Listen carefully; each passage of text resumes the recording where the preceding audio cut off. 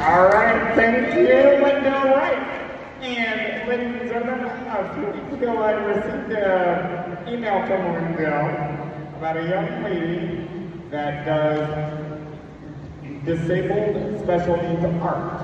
And she's also a motivational speaker. I would like to introduce to you Melissa Brian. Hello, hello. Thank you. Great job. Give it up. Hey, Brian. Very nice. Is this my time to shine? Very good. Hello, everybody. I go by Blue Eyed Queenie, but Melissa is my government name. I'm an artist. I have all of the paintings in the back of beautiful, large abstract paintings. I'm originally from Detroit, Michigan. And I'm a TEDx closing speaker. So TEDx is a big conference where we talk about ideas, and I speak about emotional intelligence and my disability. So a lot of people, when they first meet me, they only see like the very top half, and they're not aware that I have extra limitations or challenges. So when I'm going through my day-to-day, like many of you here have an extra layer to ourselves, you have to almost look into an entirely different perception on what you're doing. Because if I'm trying to get into a building and I'm trying to get into the door, many times if you are not a person with limitations, you aren't aware that we need ramps to get in, we need blue buttons to get in. So 9 out of 10 times the places that I want to go to, I'm not able to physically get into the buildings. So I'll go online, I'll look at Google Maps, I'll do the thing with the doors, but I just want to give that story and that awareness to people, because you might see me standing up here with like all of this energy, but really like I like to be in my chair, I like to be pushed around on my throne, I like to be on a scooter, but I want to be here and strong for you because I know that I'm a natural light and I've had a lot of different challenges that have brought me to that. I like to say pain is beauty to me. It shows that there's process. My story of how I became a disabled person was from birth. And if you haven't seen my TEDx speech, I start off by saying that I was born in Traverse City, Michigan. And my biological parents, my father who had an alcohol problem and my mom was an abuser of drugs. And so they weren't being responsible when I was growing inside my mother. So she had been hospitalized a few times, and then when finally she had given birth to me, she was strong enough to let me go. So she had abandoned me at the hospital, and the hospital flew me from Traverse City, Michigan, all the way to the University of Michigan, which is a really good hospital. Like they've got the very best doctors there. And that's when I knew that my fighting mentality was going to start, because when you go from being in an environment when you're first born, it's just going to continuously grow on you and make you stronger and all these things.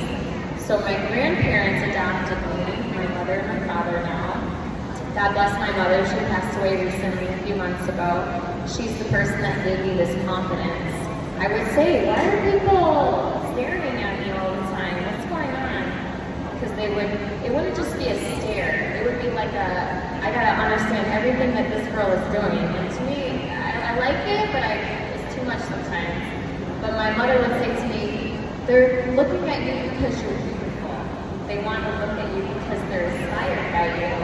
And my father would say to me, you're teaching them something. You're showing them that even though there's extra accessories, my friends call these my swords, I can still get around. And just a compliment like you, Matthew, what Lindell said, it's like we get around like better than able-bodied people because we have to get up, we have to look for devices to put our clothes on, walk my dog is a chore. It's not a chore, I love doing it, I have pleasure to do it.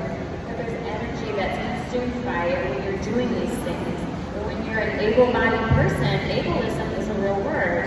They have everything that can be given to them, but they still act like they don't have what they want and they're playing themselves as a victim. We are fighting to get up every day just to get in the door, and we can't get in the door. And the reason that I became a disability rights advocate. I changed laws. Ask my friends about parking around here. I've changed laws, I've updated things on the airlines, I've really made people feel like I can't believe we haven't been doing this for the longest time. And I've learned to be patient with it, because if you let people take over your energy with how they treat you, then you're giving them that power. But if you, whatever that reflection is in that person, maybe they said something to you or they didn't approach you correctly, I always say maybe they just didn't know. Maybe it's just about time to educate them. And I landed myself here in Florida, St. Pete. It's so cute here, a little beach town. And I just think it's so cool how there's programs like the CAPI, which is a disability advocacy program and special limitations and all this good stuff that we meet every couple Wednesdays. There's Liddell, there's Matthew, and there's Anita, there's all these people that I had the pleasure to meet, and now I'm a part of this group, and I feel like I can bring a little sprinkle here, because I'm an artist, and I like to do activations, and I like to be able to say that your body is just the skin that takes you through the room. That's just what it is. It's not who you are as a person. Yeah, right? It's just what it is. It's not, when you see me, you say, oh, she's not going to be able to do it, or most of the time people will talk slowly to me, and that's okay. I'll just start talking in another language and just really confuse them. Like, right? And so I'm just grateful that I was able to be a part of this celebration and give a little bit of my story to everyone. There's so many layers to individuals that have limitations and accessibility, but I hope that with my story, I know it was shorter than we had expected, but there's things like bands coming up here soon. But I want to hopefully make it so that when I leave the stage, you take away something about maybe there was a perception or another layer that you needed to learn. And then I like help.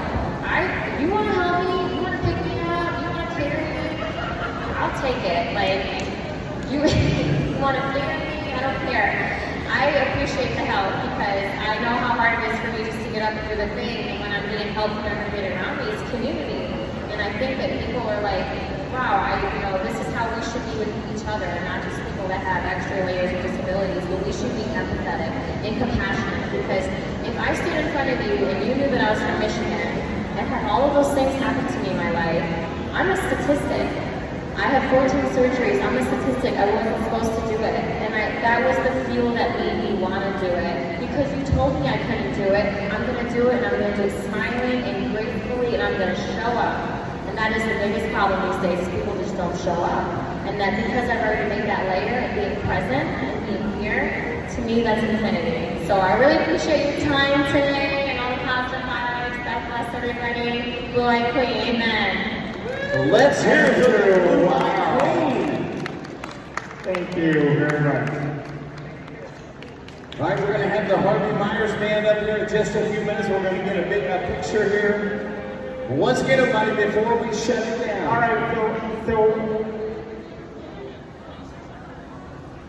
okay, once again, I do want to remind you about the silent auction, please. We're going to close this thing down here in just a little bit. One to my left and one to my right. We have some hotel stays over here. We also have the pictures right here in front of me. They were hand-painted. They're selling them, so please just take a minute, stop by and look at them if you're interested. Once again, everybody, grab a bite to eat. We have candy. He's having a blast over the candy game machine. Look at him. We have ice. We have the little slushies, and we have popcorn. So please, once again, everybody, thank you for coming. I can't believe American Disabilities Act, 1990, 34 years ago. That's amazing. Matt, Miracle, by the way, you are the man. all right, thank you, Runner. And all staff to the stage, all award recipients, we need you to take a team photo for the website, please.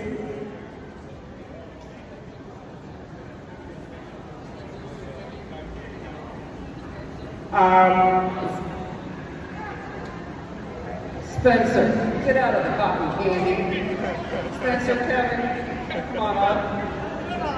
Lisa, Henry, Anita,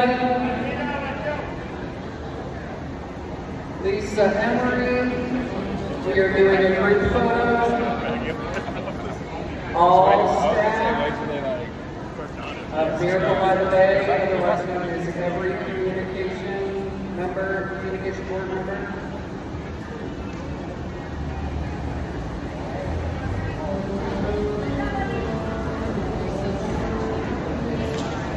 Okay.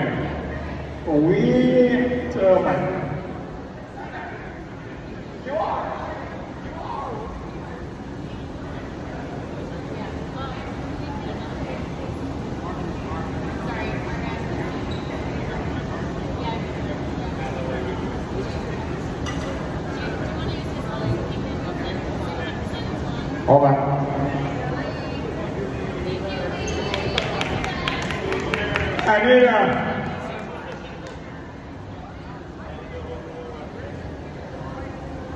I need a driver to the stage. All right.